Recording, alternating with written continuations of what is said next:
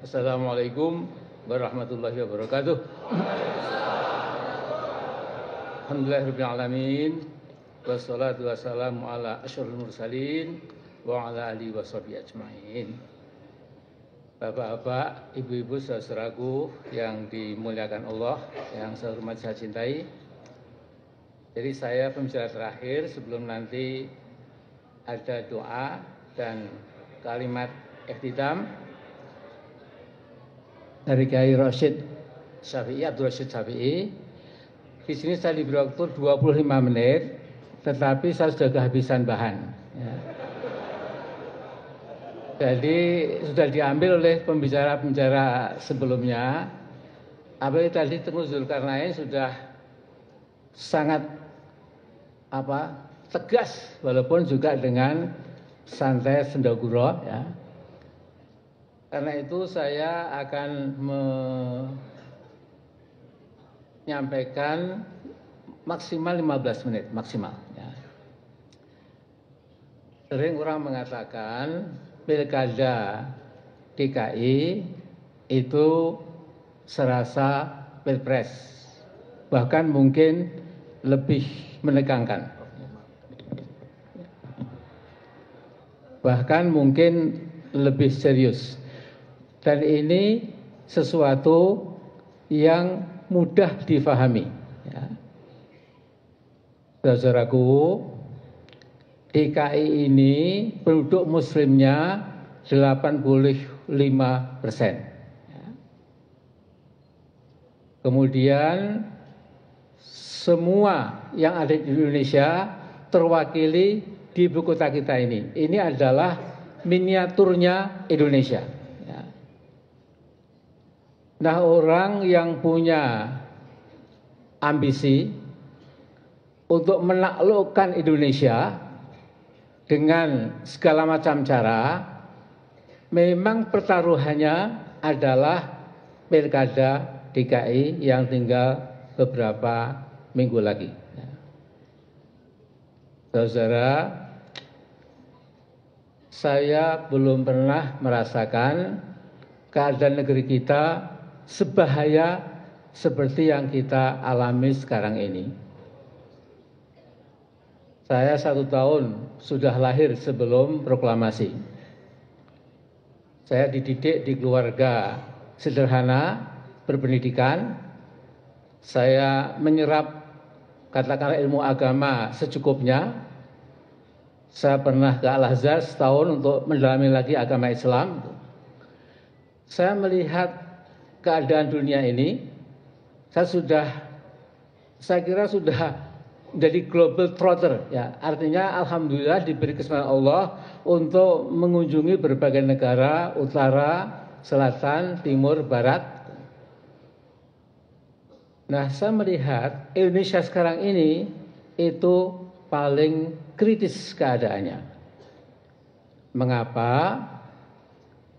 Karena terbaca dengan sangat tegas dan lugas dan jelas sekali bahwa tahun-tahun mendatang ini, kalau kita sampai kalah di pilkada ini, mungkin kita akan lebih berat lagi mempertahankan kedaulatan ekonomi, politik, ideologi, hankam, dan lain sebagainya. Saudara sekalian, saya melihat di negeri ini ada 2 political and economic puppet. Ada boneka politik dan ekonomi, salah satunya adalah Ahok ini. Jadi lihat semua langkahnya itu mesti melayani kepentingan konglomerat, kepentingan yang gede-gede itu. Saya melenyapkan kepentingan du'afa dan mustad'afin. Ini bisa dilihat fakta dan angkanya, facts and figures. Saudara, Cina, ya, itu sekarang punya presiden namanya Xi Jinping.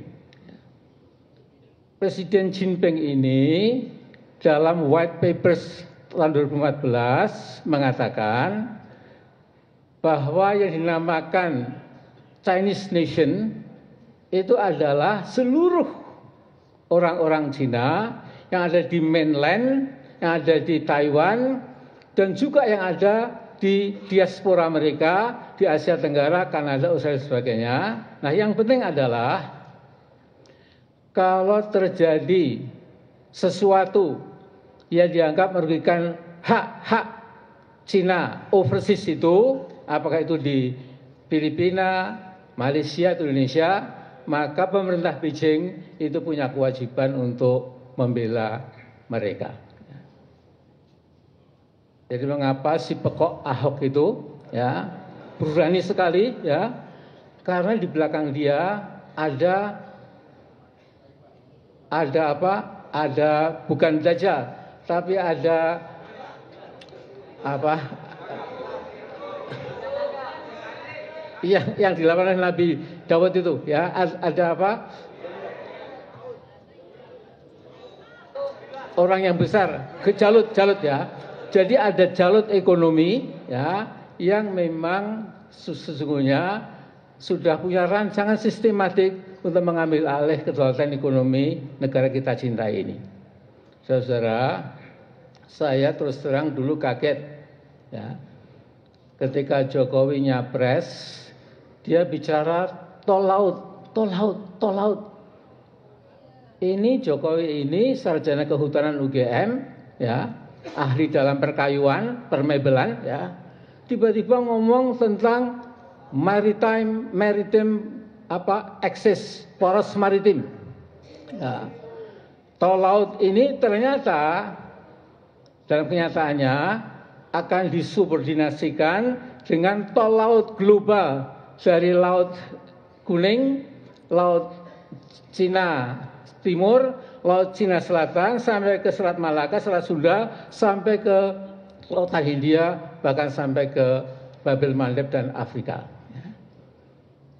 Saudara, memang ini kita lihat hal-hal yang aneh. Sekarang kita disuguhi dengan omongan komunisme nggak berbahaya lagi. Padahal orang yang paham masalah itu yang menguasai Cina yang sekarang jadi nomor 1 di muka bumi ekonomi dan militernya juga mendekati Amerika, itu adalah PKC, Partai Komunis Cina. Jadi mengatakan Cina tidak laku lagi, itu jahil murakab, ya, betul-betul tidak paham. Ya. Saudara sekalian, bayangkan Jokowi ini tiba-tiba ngomong kita nggak lagi berpegang pada dolar, tapi pada yuan. Saudara sekalian, di Afrika itu ada negara kecil namanya Angola. Sekarang nilai tukarnya sudah yuan. Ya. Karena diutangi Cina, tidak bisa bayar, diambil alih ekonominya, bahkan mata uangnya itu memakai yuan. Lantas rupiah baru juga sepertinya mengesana ada gambar Palu Arit. Saudara sekalian, ada 100 sekian puluh negara bebas visa. Yang terbanyak masuk itu juga dari Cina. Ya. Tadi beritahu salah seorang anggota DPR, imigran Cina yang masuk ke Bali itu ada sekitar 20.000. Ketika kepala imigrasi daerah Bali ditanya oleh anggota DPR, Bung, Anda bisa nggak ngawasi itu? Mana mungkin Pak, kami cuma ratusan. Ngapain mereka di sini? Ya nggak tahu Pak. Bahkan seorang anggota BIN pernah tanya saya, Pak Amin, ngapain mereka pergi ke Papua, ke Nusa Tenggara dan sebagainya. Jadi singkat kata saudara sekalian, kita ini menghadapi sebuah persekongkolan ya yang akan menghabisi Indonesia, negeri muslim terbesar ini, kalau bisa mereka lenyapkan dari peta sejarah. Jadi Anies Baswedan ini itu sudah kembali ke jalan yang benar. Dulu saya kaget, ini kan junior saya di Gajah Mada, cucunya Pak Arief Baswedan yang senior saya, namanya Pak Nasir itu. Ngapain ikut Jokowi ke sana kemari? Ya. Nah, jadi ini yang mengerjakan ini adalah Allah. Baiklah dia dilepaskan ya dari kungkungan Jokowi itu supaya bisa mengabdi lebih bagus lagi untuk bangsanya dan untuk negaranya. Ya.